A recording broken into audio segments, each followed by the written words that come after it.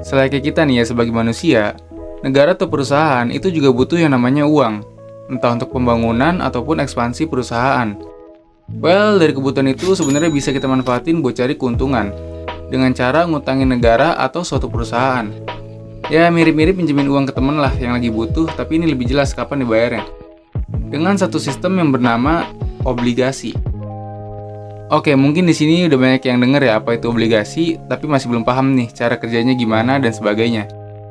Atau mungkin lu udah nyoba searching tapi masih belum paham karena banyak bahasa yang susah dimengerti, dan akhirnya malah males untuk cari tahu lebih lanjut. Nah, di segmen kali ini gue bakal jelasin nih apa itu obligasi dan pertanyaan lain yang berhubungan dengan obligasi, tapi dengan bahasa yang paling sederhana mungkin. Dan gue akan bahas dari dua sudut pihak yang berbeda, yaitu dari sudut pandang masyarakat sebagai investornya dan dari sudut pandang negara atau si perusahaan kenapa obligasi ini bisa menguntungkan semua pihak. So, jangan lupa untuk dengerin sampai habis ya. Apa itu obligasi? Secara definisi, obligasi itu surat hutang yang dikeluarkan oleh negara atau suatu perusahaan yang mana berisi kesepakatan hutang di dalam situ. Simpel lagi nih, katakanlah lu punya rumah, dan tiba-tiba rumah lu atapnya bocor. Tapi karena tabungan lu nggak cukup untuk renovasi rumah, akhirnya lu samperin teman-teman lu untuk minjem uang. Bro, rumah gue ada kendala nih, tapi gue lagi gak ada uang. Gue pinjem duit lu dulu dong, nanti akhir tahun gue lebihin deh gantinya. Nah, negara atau perusahaan juga sama begitu. Kalau misal pendapatannya kurang untuk membangun sesuatu, mereka punya cara untuk minjem uang ke kita nih sebagai masyarakat. Tapi kan mereka nggak mungkin ya untuk ngomong, jadi kita mau bangun ini nih, tapi dananya kurang. Di sini ada yang mau minjem kita uang nggak? Nanti tahun depan kita lebihin deh gantinya. Nah, sistem obligasi ini tuh memperhalus itu dari segi bahasa maupun cara atau sistemnya.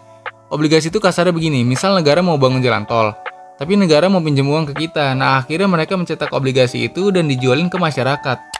Dimasukkan ke kas umum negara kita dan untuk biasanya dibelanjakan untuk pembiayaan belanja modal, termasuk belanja infrastruktur, irigasi. Nah, nanti setelah tenggat waktu yang ditentukan, kita bisa jual balik lagi nih ke negara buat ambil balik uang kita beserta dengan bunga tambahannya.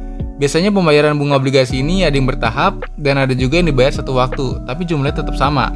Misal kita beli obligasi negara 2 juta itu tadi di tahun 2022 dengan jangka waktu 5 tahun dan bunga 10%. Nah, berarti kan 2 juta ditambah bunga 10% sama dengan 2 juta ditambah 200 ribu. Karena 10% dari 2 juta itu 200 ribu ya kan? Berarti 200 ribu itu adalah keuntungan kita selama 5 tahun. Nah, kalau misal sistem bunganya dibayar bertahap per tahun selama 5 tahun, berarti dari tahun 2023 sampai 2027 kita dapat 40 ribu per tahunnya. Lain halnya kalau bunganya dibayar kontan setelah 5 tahun, berarti di tahun 2027 kita langsung dapat 200 ribunya. Dan uang 2 juta kita di awal tadi untuk beli obligasi ini balik lagi. Uang kita jadinya 2.200.000. Biasanya sih tenor dari obligasi ini bisa 5-10 tahun, tapi ada juga yang jangka pendek kayak 1-3 tahun. Apa sih kelebihan dari obligasi? Dibandingin sama saham atau instrumen investasi lain, obligasi ini bisa dibilang hampir nggak ada resikonya. Karena keuntungan dan waktunya udah jelas kapan dan berapanya. Ya daripada minjemin uang ke teman ya kan, yang belum jelas. Tapi walaupun dibilang hampir nggak ada resiko, bukan berarti obligasi ini bebas dari yang namanya resiko. Karena investasi apapun pasti ada yang namanya resiko. Terus apa resiko dari obligasi? Resiko dari obligasi itu ya negara atau perusahaan itu gagal bayar. Gini, kita pakai analogi tadi ya. Misal lu pinjem uang ke temen lu untuk renovasi rumah dengan janji akhir tahun uangnya lu ganti ya kan. Tapi kan kita nggak tahu, bisa aja di akhir tahun lu ada kendala yang ngebuat lu terlambat untuk balikin uangnya sama bunganya ke orang yang minjemin lu uang. Nah, mau nggak mau kan bayar utangnya terlambat sampai ada uangnya. Sebenarnya risiko gagal bayar ini hampir nggak mungkin terjadi ke obligasi yang dikeluarin negara. Kalaupun ada itu ya karena beberapa masalah ekonomi negara, kayak misalnya tiba-tiba resesi, banyak pengangguran, belanja nggak kekontrol, dan lain-lainnya. Tapi itu hampir nggak mungkin. Kalau dari obligasi perusahaan, resikonya itu ya bisa aja perusahaannya bangkrut. Makanya kita harus pilih-pilih dulu nih mana yang alokasi dananya lebih menjamin. Dan apa sih kekurangan dari obligasi? Investasi di obligasi ini bisa dibilang nggak cocok sama orang yang pengen cepet kaya. Karena kekurangan dari obligasi ini ya keuntungannya kecil dan nggak sebesar instrumen investasi yang risikonya tinggi kayak saham atau kripto. Nah, sekarang gimana kalau misal perusahaannya bangkrut? Nah, kalau misal perusahaan yang obligasinya kita beli ternyata bangkrut ya mau nggak mau mereka harus jual aset mereka dan uang dari jual aset itu baru dibagiin ke investornya. Dan juga gimana kalau misal obligasi negara nggak ada yang mau beli? Nah, ini nggak banyak yang bahas ya. Gimana nih kalau semisal negara udah ngeluarin obligasi tapi ternyata nggak laku? Jelas ini berdampak ke negara karena negara nggak bisa mengumpulkan dana untuk kegiatan ekonomi yang udah direncanain. Misal mau bangun jembatan, jadinya nggak bisa bangun jembatan karena uangnya nggak ada. Kenapa? Karena kita tidak punya uang.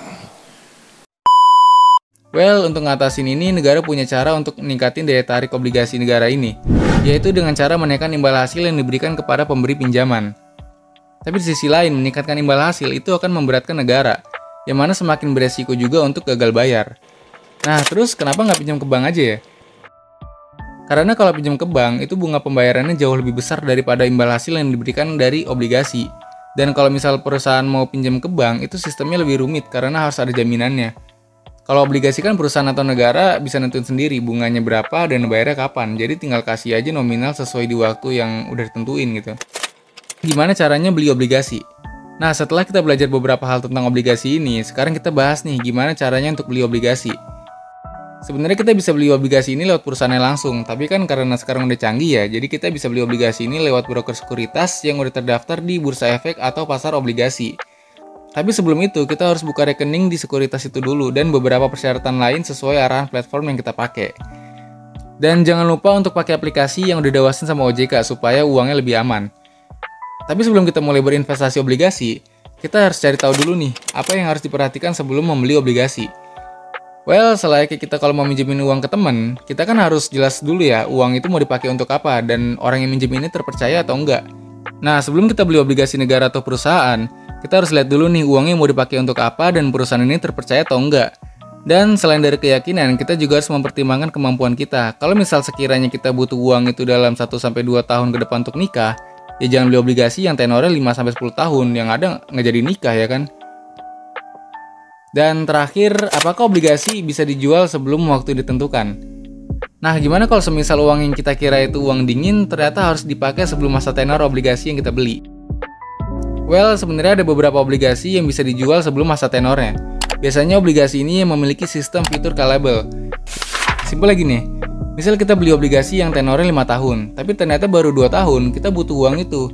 Nah, itu bisa dijual balik ke perusahaan itu tadi, tapi bunganya nggak sebanyak kalau kita jual setelah masa tenornya. Jadi lebih baik ya sesuaiin aja sama tenornya kalau mau maksimal keuntungannya. Terus kalau misal yang nggak ada callable gimana? Ya kita bisa jual ke investor lain yang mau beli, tapi keuntungannya ya kita nggak sebanyak kayak kita jual biasanya. Well, mungkin sekian dulu ya pembahasan kita kali ini tentang obligasi. Semoga bermanfaat, sampai jumpa di segmen selanjutnya.